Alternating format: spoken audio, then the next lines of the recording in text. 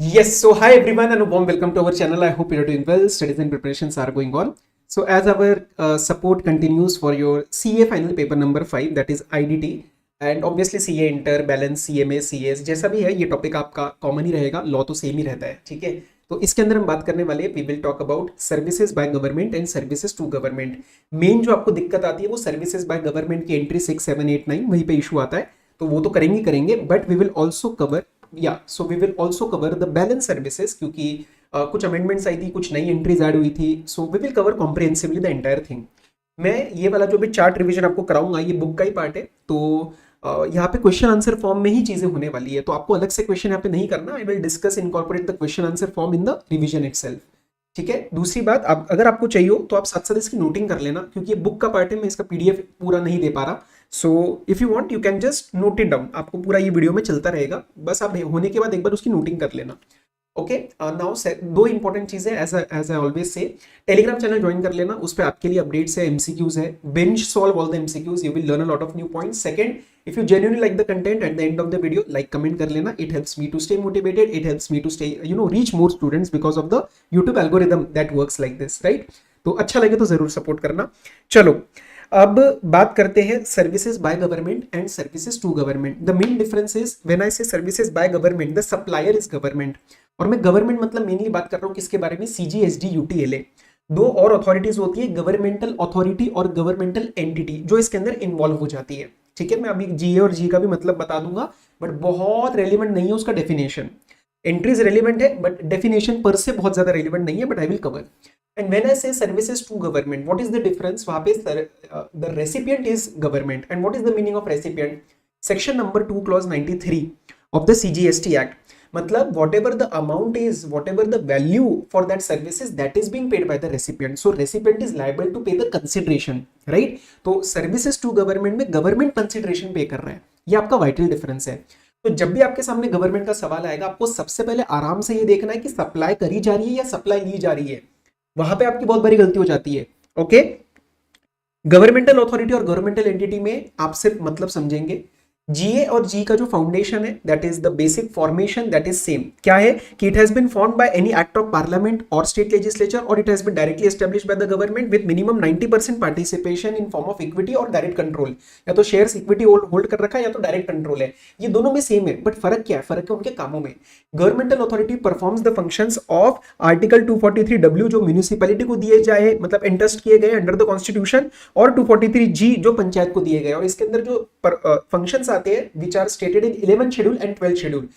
Slum का पूरा improvement के बारे में हो गया, बेसिक क्लीनिनेस के बारे में हो गया, लोकल लेवल पे जो भी काम किए जाते हैं वो यहाँ पे इंटरेस्ट किए जाते हैं। The services don't need to be they did not be learned per se, but आप एक बार उसको मटेरियल से चेक कर सकते हो, so that is fine. Authority का काम हो गया 243W और 243G के फंक्शंस के रिस्पेक्ट में। गवर्नमेंटल एंटिटी का काम क्या होता है, गवर्नमेंट एंटिटी का काम होता है whatever is interested bye the government. तो एंटिटी का जो स्कोप है वो थोड़ा वाइड है, कि आपको जो बोला जाएगा आप वो करिए। इट इज पॉसिबल कि मैं गवर्नमेंटल एंटिटी से गवर्नमेंट ये वाले काम भी करवाए, 243D, 243W और 243G वाले। So authority is different, entity is different, entity is a bit broader in structure, correct. अब मैं बात करता हूं आपके सर्विसेज बाय गवर्नमेंट के लिए। अब इसके लिए एक बार मेरे कहने पे आप क्या करना, आपके पास मटेरियल है या आपकी बुक होगी, जैसे भी सर्विसेज बाय गवर्नमेंट में you just do one thing, ये वाली जो एंट्री नंबर 6, 7, 8 और 9 ये एक बार रीड करना, क्योंकि जो मैं आपको चार्ट कराने वाला हूं वो इसी से निकला है। तो अभी हमारे पास इतना टाइम नहीं है इस वीडियो के स्कोप में कि मैं आपको सारा कुछ ओरिजिनल दिखवाऊं फिर दोबारा चार्ट दिखवाऊं, उतना टाइम नहीं है। लेकिन आप एक बार ये 6, 7, 8, 9 रीड करना, ताकि आप अप्रिशिएट कर पाओगे कि हाँ चार्ट में हमने बाइफर्केशन कैसे करा है। यस, चलो स्टार्ट करते हैं। हमारा सबसे पहले एंट्री नंबर 4 एंड 5, ये बहुत सिंपल है। गवर्नमेंटल अथॉरिटी जिस काम के लिए बनाई गई है उसके रिस्पेक्ट में जो भी वो फंक्शंस देगी 243W और 243G के रिस्पेक्ट में, whatever activities it will do, and उस एक्टिविटीज के रिस्पेक्ट में जो भी सर्विसेज वो देगी, because I am talking about by government, तो whatever services it will give that will be outside the scope of GST, ठीक है। उसके लिए वो कोई भी फीस ले, कोई भी चार्जेस ले भी करे पब्लिक से, किसी से भी, वहां पे जीएसटी नहीं लगेगा। और अथॉरिटी बनाई इन कामों के लिए जाती है, तो ये ज्यादा कोई आपका बहुत बड़ा एग्जेम्पशन नहीं है। Now we will talk about entry number that 6, 7, 8, 9, वो हम सब कंबाइन करेंगे। अब एक चीज ध्यान से समझना, दिमाग में एक स्ट्रक्चर लेके बैठना, हमें इसको कहीं ना कहीं चैप्टर 2 से भी लिंक करना है, आरसीएम एफसीएम से। तो पहले हम समझेंगे एग्जेम्पशन है या नहीं है, क्योंकि अगर एग्जेम्पशन नहीं रहेगा तो जीएसटी लगेगा and then the question will come in with respect to who is going to pay the GST. If exemption applies the question of RCM FCM won't arise at all. बराबर. Yes. अब let's start with the basic thing. हम basically क्या करने वाले, we are going to try कि कौन सी entry में हम इस पर्टिकुलर जो भी हमारा ट्रांजैक्शन होगा उसको जीएसटी से बाहर फेंक सकते हैं. ये हमारा फील फैक्टर है. ठीक है. कौन सी एंट्री में आप उस पर्टिकुलर ट्रांजैक्शन को whatever we are being we are talking about, हम उसको जीएसटी से बाहर फेंक सकते हैं. So that we will apply. हम अलग अलग दरवाजे चेक करेंगे, अलग अलग एग्जेम्पशंस चेक करेंगे, जो लगेगा we will throw out of the GST. Yes. चलो आओ. General rule says that all the services by government are exempt. Entry number 6 से आप स्टार्ट करोगे तो उसमें लिखा होगा कि सारे सर्विसेज बाय गवर्नमेंट, एंड मैंने से government I am talking about CG SG UTLA, because GA और जीई की मैं अलग बात करने वाला हूं, जिसमें से जीए की बात मैंने ऑलरेडी कर ली है. यस. तो all the services by government are exempt, ये हमारा जनरल रूल हो गया. But exception. अब एक्सेप्शन क्या, 3 सर्विसेज ए बी और सी, ये 3 हमेशा टैक्स हो जाएंगी subject to specific exemptions. Sir ये क्या बोल रहे हो, सुनो मेरी बात ध्यान से सुनना. इन जनरल रूल सरकार जो भी सर्विसेज देगी है, जो भी सर्विसेज देगी, चाहे वो किसी बिजनेस एंटिटी को दे, चाहे वो रजिस्टर्ड पर्सन को दे, चाहे वो आप और मेरे जैसे अनरजिस्टर्ड नॉन बिजनेस एंटिटी को दे, वो सब एग्जेम्प्ट है. लेकिन there are certain exceptions, and when I say exceptions, exception means GST will apply. तो उसमें पहला आता है ये ए बी और सी. ये 3 सर्विसेज जो मैं आपके सामने रखने वाला हूं, A B C, these are not exempt only because of the fact that government is giving them. They may enjoy certain exemptions under specific entries. जैसे फॉर एग्जांपल मैं यहाँ पे इंडियन रेलवे लूंगा, लेकिन इंडियन रेलवे के respect में May 25 से 9E 9F और 9G एंट्री नीचे ऐड हुई है, तो वहां पे एग्जेम्पशन का आपको बेनिफिट मिल जाएगा. ट्रांसपोर्टेशन ऑफ पैसेंजर में यहाँ पे एक एंट्री लूंगा, लेकिन आगे जाके आप देखोगे सरकार जब मेट्रो ट्रैम या वो सर्विसेज देती तो वहां पे एग्जेम्पशन मिल जाता है. So this is subject to certain other specific exemption, but we are not going to give you exemption only because of the fact that government is levying them. अब आपको क्या करना है, आपको ये स्ट्रक्चर दिमाग में रखना है, क्योंकि उन सारी एंट्रीज को यहाँ पे मिक्स करोगे ना तो चार्ट का मतलब खत्म हो जाएगा. चार्ट इतना कंफ्यूजिंग हो जाएगा कि आप बोलोगे इससे अच्छा तो मैं अलग अलग ही पढ़ लेता, क्योंकि पेपर में तो एक एंट्री आएगी ना, तो उतना चीजें आपको क्लिक हो जाएंगी कि हाँ ये एग्जेम्पशन है या नहीं है. स्टार्ट करें. एक्सेप्शन मतलब जीएसटी लगना है. First entry, department of post and Indian railway. Department of post and Indian railway जो भी सर्विसेज देगा आपको वो सब कुछ हम टैक्स करने वाले हैं. ठीक है. Second, any services with respect to aircraft और वेसल. गवर्नमेंट की तरफ से कोई भी एयरक्राफ्ट के रिस्पेक्ट में एयरलाइंस को कोई सर्विस गई, वेसल कंपनीज को कोई सर्विस दी, चाहे वो इनसाइड और आउटसाइड दैट पोर्ट और एयरपोर्ट हो, कोई रिपेयर दिया, कोई लाइसेंस दिया, कुछ भी दिया, मुझे नहीं फर्क पड़ता, with respect to it is linked to the aircraft और vessel, we are going to tax it. And third, transportation of goods or passengers, we will tax it. Okay, now understand what is the logic behind it. अब जैसे transportation of passenger, transportation of goods में let's say DTDC भी काम कर रहा है. ठीक है. With respect to aircraft vessel there are certain companies जो रिपेयर या मेंटेनेंस सर्विसेज देती है with respect to aircraft, government भी देती है लेट्स से, तो वो दूसरी कंपनी प्राइवेट सेक्टर में भी काम कर रही है. सिमिलरली डिपार्टमेंट ऑफ पोस्ट में भी गुड्स सेंड करने के लिए, पार्सल सेंड करने के लिए कोरियर कंपनीज काम कर रही है. इंडियन रेलवे की तरह ही कोई प्राइवेट कंपनीज काम कर रही है. तो ये 3 वाले में ना प्राइवेट सेक्टर भी इन्वॉल्व है. तो वो कहता है कि सर आप वहां पे एग्जेम्पशन दे दोगे just because the fact that government is giving the services, और हमारे वाले पे जीएसटी लग जाएगा. तो कहीं ना बात अनफेयर कंपटीशन की हो जाएगी कि हमारी कॉस्ट, जो हमारी सर्विस का वैल्यू बनेगा उसमें ऑलरेडी 18% ज्यादा होगा बिकॉज ऑफ द जीएसटी. तो निर्मला ताई ने बोला ठीक है चिल्लम चिल्ली कम करो, हम इन तीनों को हमारे एग्जेम्पशन से हटा देते हैं, but subject to specific exemption. अब डिपार्टमेंट ऑफ पोस्ट में एक स्पेसिफिक एग्जेम्पशन बनता है ये पीबो का. पीबो मतलब ये 4 चीजें लर्न करनी है, postcard, inland letter, book post, ordinary post. Ordinary post मतलब किसी को खतवत लिखोगे आप, ठीक है, प्यार वाला खत, तो वो एनवेलप बनेगा. ऑर्डिनरी पोस्ट बनेगा जिसका वेट होगा लेस देन 10 ग्राम. ठीक है. सो ऐसा हो गया, कोई बुक पोस्ट भेज दिया आपने, तो ये 4 post card, inland, book post और ऑर्डिनरी पोस्ट, ये 4 में हम आपको स्पेसिफिक एग्जेम्पशन देने को रेडी है. यहाँ पे डिपार्टमेंट कहती है नहीं यार, यहाँ पे तो बहुत सारा आम पब्लिक भी इन्वॉल्व है, तो चाहे प्राइवेट सेक्टर के साथ अनफेयर कंपटीशन हो, डज नॉट मैटर, यहाँ पे एग्जेम्पशन देंगे. सिमिलरली इंडियन रेलवे में भी मैं आपको कराऊंगा 9E 9F 9G, वहां पे एग्जेम्पशन देंगे. इसके रिस्पेक्ट में मैं आपको कुछ और कराऊंगा तो that exemption will apply, but बाकी in general taxation will happen. Clear, समझ में आया? अब ये तीन सर्विसेज आप देखोगे सारे के सारे एग्जेम्पशन के जो दरवाजे हैं, entry number 7, entry number 8, entry number 9, इन सब के अंदर हमने वो एबीसी को एक्सक्लूड किया हुआ है। एबीसी यही वाले तीन थे जो मैंने आपको भी बताया, ठीक है, एबीसी एबीसी ये सब जगह से बाहर है। तो मैंने क्या किया, इसको चार्ट में इन सबको पहले मैंने अलग से डाल दिया, and then I will analyse my balance services. अब क्वेश्चन आंसर फॉर्म में जाना, ठीक है। ये आप किसको दे रहे हो मुझे फर्क नहीं पड़ता, चाहे आप रजिस्टर्ड पर्सन को दो, अनरजिस्टर्ड को दो, बिजनेस एंटिटी को दो, नॉन बिजनेस एंटिटी को दो, I do not care, taxation will happen subject to specific exemption. One more important thing, what do you mean by business entity? Business entity मतलब any person who is doing business. जरूरी नहीं है वो company होना चाहिए, individual can also be business entity, correct. अब other services, सवाल पूछेंगे अदर सर्विसेज है, इन तीनों को छोड़ के किसको दे रहे हो? अगर आंसर है नॉन बिजनेस एंटिटी एग्जेम्प्ट, अगर आंसर है नॉन बिजनेस एंटिटी एग्जेम्प्ट, तो सर अगर मैं सरकार से जाके डिपार्टमेंट ऑफ पोस्ट की सर्विस लेता हूं जो इसको छोड़ के कोई और है, तो एग्जेम्पशन मिलेगी क्या? नहीं, क्योंकि ये तीनों तो हमने अलग से कंक्लूड कर लिया ना कि इन पे तो टैक्स लगना ही लगना है। आरसीएम एफसीएम को मारो बोली, अभी मैंने आपको क्या समझाया, ये तीन के ऊपर टैक्स लगना ही लगना है। बैलेंस सर्विसेज की अब मैं बात कर रहा हूं, इसको छोड़ के अगर कोई नॉन बिजनेस एंटिटी को सर्विस दी जाती है एग्जेम्प्ट। अच्छा, तो सर अगर यहाँ पे आपका क्वेश्चन का आंसर बनता है no, not a non business entity, अच्छा तो बिजनेस एंटिटी है, हाँ धंधा करती है, फिर चेक करो छोटी है या बड़ी। छोटी या बड़ी हमारा क्लास का कोड बढ़िया, पेपर में नहीं लिखना है, पेपर में पूरा लिखना है। छोटी मतलब प्रीवियस ईयर का एग्रीगेट टर्नओवर थ्रेशोल्ड से ज्यादा नहीं है। छोटी बिजनेस एंटिटी है, exempt except one, exempt except one, renting of immovable property. So what can we conclude? If the supplier is a government, service is renting of immovable property, recipient is non business entity exempt, but if it is a small business entity, taxation will happen, GST will be applicable। क्योंकि अगर आप renting वाली आप देखोगे, देखो इधर आओ, entry number 7 को रीड करो। This talks about if the service is given to a small business entity we will give exemption except ABC. ABC को तो मैंने ऊपर ही सब जगह हटा दिया, यहां पे एक और को हटाया, रेंटिंग ऑफ इमूवेबल प्रॉपर्टी। समझ में आ रहा है? मजाक से हट के बता रहा हूं, मैं क्लास की तरह ही समझा रहा हूं आपको, ठीक है, तो अच्छे से समझ लो, ये आपके फायदे के लिए।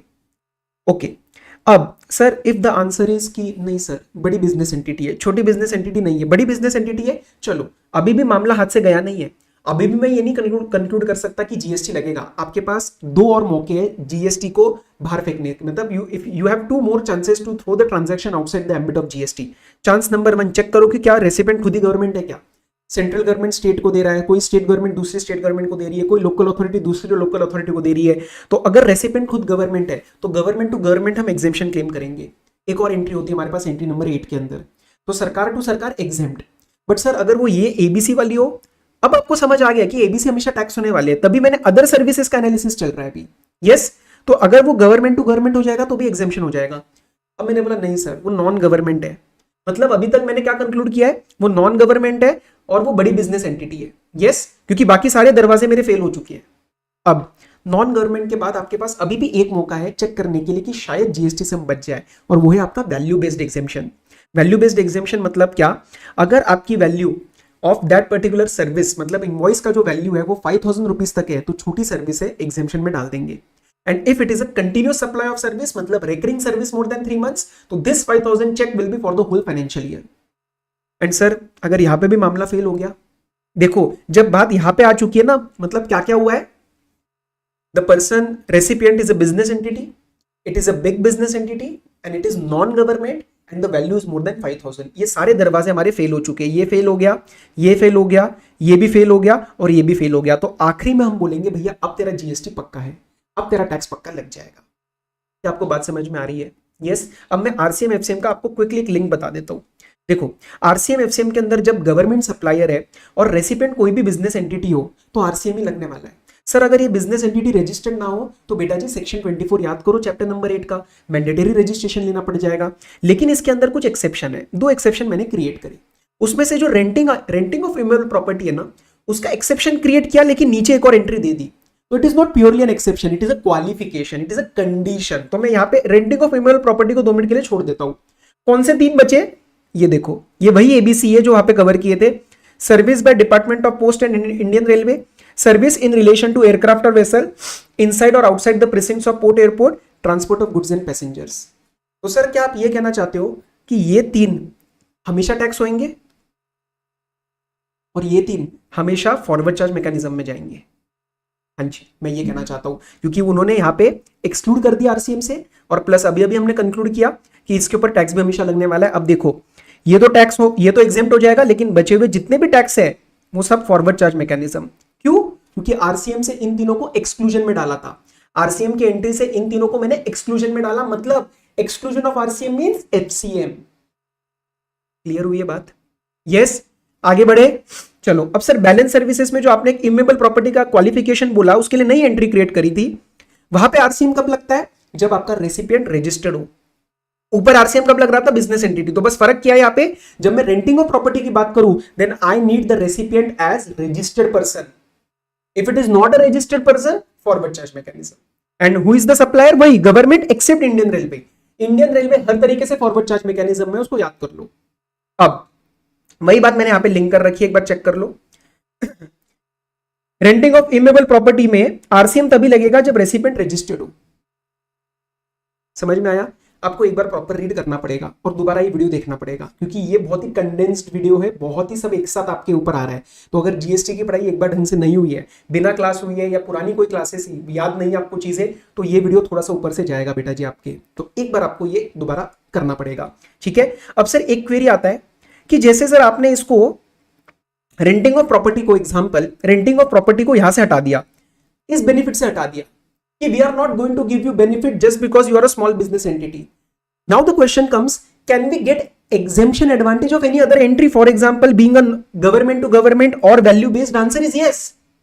आंसर इज yes, आप ले सकते हो। तो मैंने देखो एक एग्जांपल बनाया, अगर गवर्नमेंट अपनी प्रॉपर्टी रेंट पे देती है जिसकी value 3000 for entire financial year है, पूरा फाइनेंशियल ईयर क्यों लिया? क्योंकि renting is a continuous supply of service, तो मुझे 5000 की लिमिट पूरे साल के लिए चेक करनी है। तो इस केस में, and I am assuming that let's say recipient is not a government, recipient is a non government, क्योंकि गवर्नमेंट होती तो वो भी एग्जेम्पशन लेता, तो इसमें मैं वैल्यू बेस्ड एग्जेम्पशन लूंगा। कल को मैं बोलता हूं let's say value is 3 lakh पर फाइनेंशियल ईयर, लेकिन recipient happens to be government, तो मैं गवर्नमेंट वाला गवर्नमेंट टू गवर्नमेंट का फायदा लूंगा और मैं उसको एग्जेम्पशन में डाल दूंगा। तो रेंटिंग ऑफ प्रॉपर्टी में हम आपको एग्जेम्पशन इसीलिए नहीं देंगे।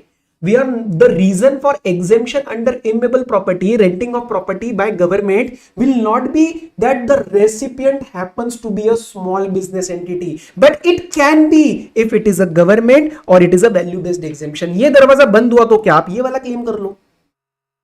थोड़ी थोड़ी बात समझ में आ रही है आपको? Yes, RCM FCM concept clear हो रहा है। रेंटिंग वाले में रेसिपिएंट अगर रजिस्टर्ड है तो ही आरसीएम, वरना फॉरवर्ड चार्ज मैकेनिज्म, और इन तीनों में हमेशा फॉरवर्ड चार्ज मैकेनिज्म। समझ में आया? यस। चलो, अब मैं आपको बैलेंस सर्विसेज बाय गवर्नमेंट करा देता हूं। ये चार्ट अगर आपके पल्ले पड़ गया है, मतलब दिमाग में अच्छे से घुस गया है, काम बन चुका है दोस्त। ओके, मैं बैलेंस करवा देता हूं क्योंकि वीडियो पूरा होना चाहिए, आधा अधूरा कंसेप्ट मैं नहीं करा सकता। मैं आपको क्विकली इसमें से चीजें बता देता हूं।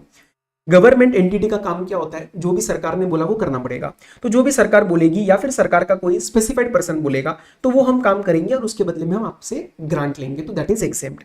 ओल्ड एज होम होता है, यहाँ पे अगर कोई ये ओल्ड एज होम कौन रन कर रहा है, या तो गवर्नमेंट कर रही है या तो रजिस्टर्ड चैरिटेबल एंटिटी कर रही है। उसमें आपको सिर्फ 2 कंडीशन याद रखनी है। एक तो एज, तो हमारे प्यारे प्यारे जो ओल्डीज होंगे, चाहे वो मेल हो चाहे वो फीमेल हो, उनका मिनिमम एज 60 ईयर्स होना चाहिए, एंड उनसे बहुत ज्यादा नहीं चार्ज कर रहे हैं। It's not a luxurious old age home. कितना? 25,000 तक, अप टू 25,000 पर मंथ पर पर्सन। ठीक है, तो ये 4 जनों से मेरे पास कितने आ रहे होंगे? 1 लाख रुपए मैक्स। ओके, सो ये बस आपको याद रखना है। उसके बाद 9E, 9F और 9G, अब ये आपके इंडियन रेलवेज के रिस्पेक्ट में आए थे सम स्पेसिफिक एग्जेम्पशंस। तो अगर ये मैं क्लेम कर लेता हूं तो मेरे को एग्जेम्पशन मिल जाएगा, लेकिन इनको छोड़ के everything will be taxable under forward charge mechanism. I think you are able to get it now. चलो, मिनिस्ट्री ऑफ रेलवे मतलब इंडियन रेलवेज इंडिविजुअल लोगों को, नॉट कॉर्पोरेट्स को, इंडिविजुअल को क्या दे रहा है? सेल ऑफ प्लेटफॉर्म टिकट की सर्विस दे रहा है, फैसिलिटी ऑफ रिटायरिंग रूम दे रहा है, वेटिंग रूम जहाँ पे जाके आप बैठ सकते हो, क्लॉक रूम सर्विसेज, बैगेज वगैरह you can keep, and battery operated car service. इसका जो भी चार्ज लगेगा उसके ऊपर जीएसटी नहीं लगेगा। 9F, रेलवे के अंडर अलग अलग जोन्स होते हैं, अलग अलग डिविजन्स होते हैं, वेस्टर्न रीजन, नॉर्थ रीजन, ये डिवीजन, वो आपस में कोई भी सर्विस देंगे तो जीएसटी नहीं लगेगा। 9G में कुछ नहीं हो रहा, there is a special purpose vehicle involve. What is a special purpose vehicle? Any form of entity, कुछ कंपनी खोल ली, कोई जेवी ओपन कर लिया, that is for a specific purpose. क्या पर्पस है वो आपको नहीं जानना, आप सिर्फ सिंपल याद रखोगे, मैं एसपीबी हूं, सामने इंडियन रेलवेज है, मैंने कुछ इंफ्रास्ट्रक्चर बिल्ड किया है, बिल्डिंग वगैरह कुछ भी, आई डोंट केयर, मैंने इंफ्रास्ट्रक्चर बिल्ड किया है, मैं इंडियन रेलवेज को वो रेंट पे देना चाहता हूँ। इंडियन रेलवेज बदले में मुझे थोड़ा पैसा देगा, और मैंने कहा पैसा कम दे दी, उसकी जगह मेरा इंफ्रास्ट्रक्चर ढंग से मेंटेन कर लियो, वरना वियर एंड टियर हो जाता है। तो ये जो ट्रांजैक्शन है इसके ऊपर जीएसटी नहीं लगेगा। क्या आपको बात समझ में आई? चलो, उसके बाद क्या है, सरकार गारंटी की सर्विस देती है, मतलब सेंट्रल गवर्नमेंट एचडीएफसी को कहती है कि मेरा जो पीएसयू है उसको पैसा दे, no worries, I will give you the guarantee, अगर वो नालायक निकला तो मैं पैसे पे कर दूंगी। So government is giving service to that PSU in the form of giving guarantee to a banking company और दैट फाइनेंशियल इंस्टीट्यूशन।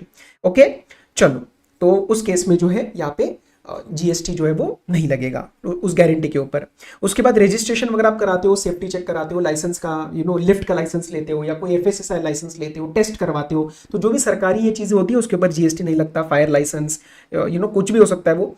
गवर्नमेंट के डॉक्यूमेंट्स, पासपोर्ट लेते हो, डेथ सर्टिफिकेट बनवाते हो, बर्थ सर्टिफिकेट बनवाते हो, या आपका कोई ड्राइविंग लाइसेंस, वीजा लेते हो, तो उस सबके फीस के ऊपर जीएसटी नहीं लगता।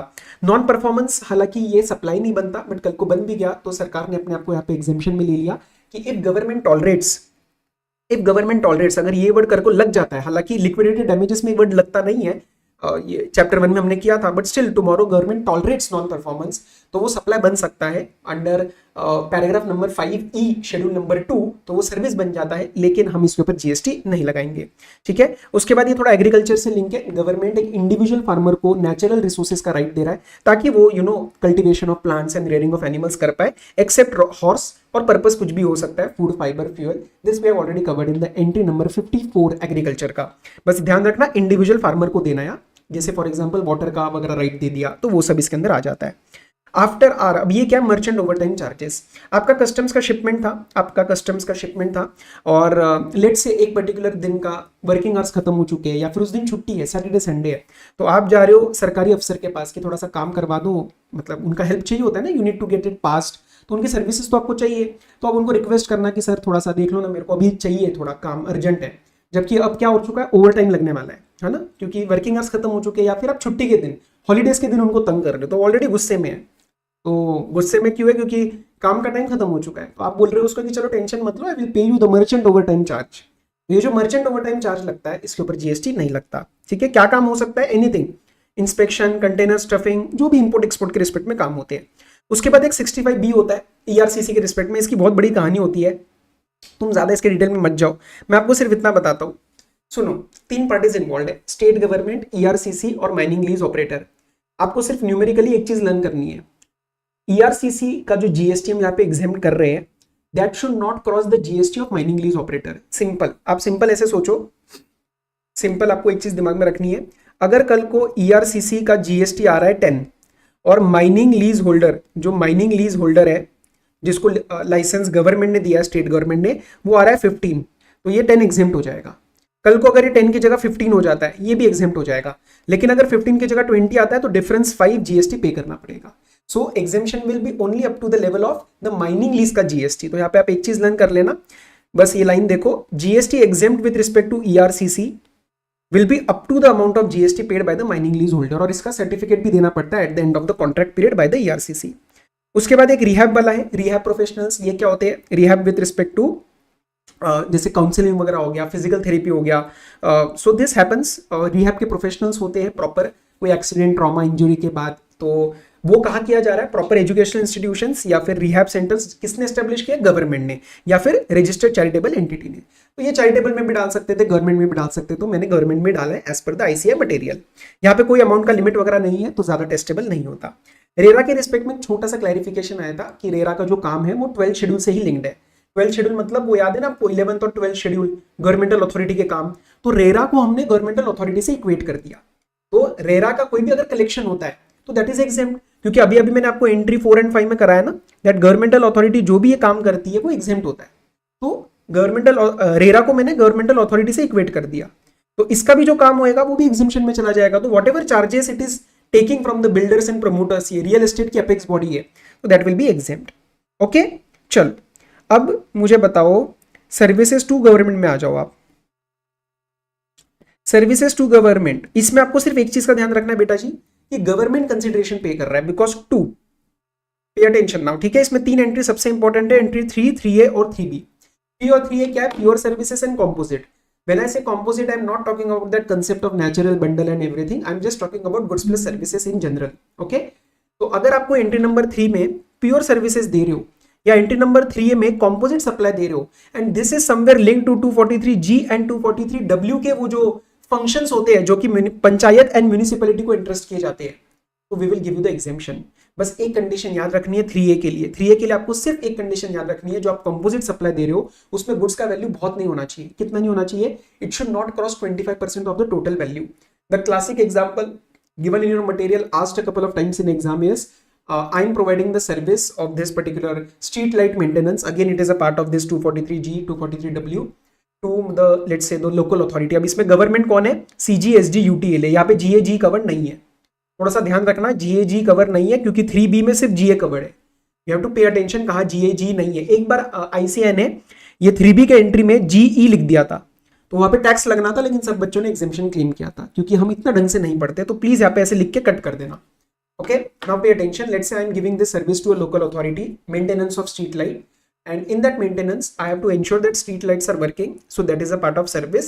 And if let's say tomorrow street bulb is not working, then I have to get it replaced, so I will charge for the goods as well। Okay, so this becomes a example of composite supply entry number 3A। If in a month let's say the total bill is 10,000 and the goods, the bulb cost, the bulb value is up to 25%, so till 2500 then the exemption will apply। If tomorrow it crosses 2500, exemption will be withdrawn, I will have to charge GST। Is this clear? Entry number 3B, services to a governmental authority। 2, I am the supplier, the payer, the recipient is governmental authority, and services with respect to water supply, public health, sanitation, solid waste management, slum improvement, very very important, very very important। Okay, next is 11A, बहुत easy है, fair price shops. Fair price shops क्या होती है? Public distribution system जो कि government की liability है, पर गवर्नमेंट कैसे करेगी? उसने कुछ फेयर प्राइस शॉप्स के साथ ये एस्टेब्लिश किए होते हैं। तो फेयर प्राइस शॉप्स में जाके हम जो भी एलिजिबल लोग होते हैं वो जाके अपना राशन पानी वहां से ले सकते हैं under the public distribution system. तो फेयर प्राइस शॉप बोलता है कि मैं ये काम फ्री में तो करूंगा नहीं, मुझे तो पैसा चाहिए। तो दो तरीके से पैसा कमाया जाता है, या तो मार्जिन के बेसिस पे कि हम आपसे गवर्नमेंट से और सस्ता खरीदेंगे और बीच की कमाई हमारी, या तो फिर कमीशन बेसिस पे। कमीशन मतलब हम जो भी आपके बिहाफ पे सेल करेंगे उसका एक कमीशन लेंगे। तो तुम जो मर्जी कमाई करो भाई, हम इसके ऊपर GST नहीं लगाएंगे, ठीक है? बिकॉज अल्टीमेटली गवर्नमेंट ही इसमें रेसिपिएंट है, तो गवर्नमेंट से क्या ही GST लेना, और वो भी पब्लिक डिस्ट्रीब्यूशन सिस्टम में। एंट्री नंबर 40 कुछ नहीं है, any kind of insurance, any kind of insurance. Okay, चाहे वो लाइफ हो चाहे वो जनरल हो, अगर आप ऐसा दे रहे हो जिसके अंदर प्रीमियम गवर्नमेंट पे कर रहा है, प्रीमियम गवर्नमेंट पे कर रहा है, इसीलिए it is a service to government, exempt हो जाएगा। और 31B है आपका ट्रेनिंग।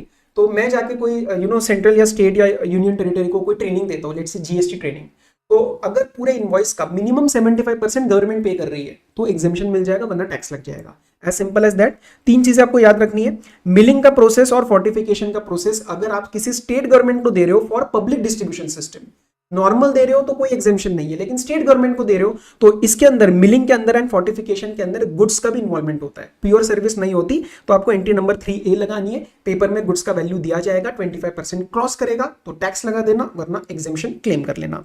DMFTs आपको एग्जैक्टली लर्न करना है as it is, district mineral foundation trust. आप उसको गवर्नमेंटल अथॉरिटी बोलोगे जो भी स्टेट गवर्नमेंट ने एस्टेब्लिश कर रखे। उसके सिवाय horticulture and horticulture works. Horticulture क्या होता है? It's a specific growing of plants, ठीक है, फॉर अ स्पेसिफिक पर्पस। तो अगर आप प्लांट्स ग्रो या प्लांट्स ग्रो करने का कोई सर्विस दे रहे हो, चाहे वो प्योर है चाहे वो गुड्स का इन्वॉल्वमेंट है, अगर आप CPWD को दे रहे हो, सेंट्रल पब्लिक वर्क्स डिपार्टमेंट, तो वो कह रहे हैं आप एंट्री 3 और 3A क्लेम कर लेना। ये अगर नहीं बोलते तो मैं एंट्री नहीं लगाता। क्यों? क्योंकि एंट्री 3 और 3A लगती है CG SG UTLA। CPWD is a part, it's a department, मतलब है वो डायरेक्टली स्टेट गवर्नमेंट ही, सो ठीक है, sorry it is a directly a central government only, but कह सकते हैं कि उसका एक डिपार्टमेंट है। तो डायरेक्टली हो सकता है कुछ कंफ्यूजन आने लग गए थे मार्केट में, तो क्लैरिफाई करा गया कि CPWD को आप हॉर्टिकल्चर या हॉर्टिकल्चर वर्क्स का सर्विस दोगे तो हम आपके ऊपर एंट्री 3 और 3A का बेनिफिट दे देंगे। तो वही कंडीशन लग जाएगी। प्योर सर्विस में कोई कंडीशन नहीं है एज सच, 3A में 25% की। तो पेपर में अगर CPWD का आए हॉर्टिकल्चर तो आप एंट्री 3 और 3A लगा देना। क्या ये बात समझ में आ रही है? ये थी आपकी सर्विसेज टू गवर्नमेंट। प्लीज इस चार्ट से मत डरना, क्वेश्चन आंसर फॉर्म में हमने ये चार्ट किया है। एक दो एग्जांपल जो रेंटिंग के रिस्पेक्ट में बनता है वो आप इसको नोट कर सकते हो। मैं आपको एक बार आईपैड पे ये स्क्रीन दिखा दूंगा। If you want to make a noting, you are most welcome to do that. कोई डाउट है तो कमेंट में डाल देना, रिप्लाई कर देंगे। ठीक है जी, चलो एक बार मैं आईपैड दिखा देता हूँ और फिर मैं क्लोज कर दूंगा वीडियो, तो आप उसको पॉज करके प्लीज नोटिंग कर लेना। ठीक है।